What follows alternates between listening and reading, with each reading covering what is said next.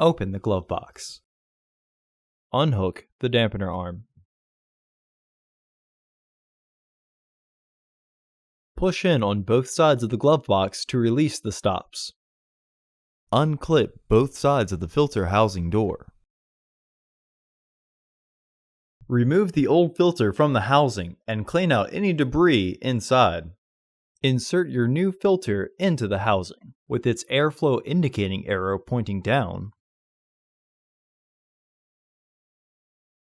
Reclip the housing door.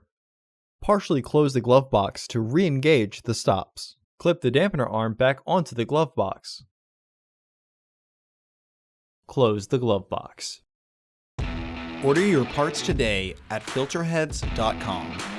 Also, please like our video and subscribe to our channel so you won't miss any new content.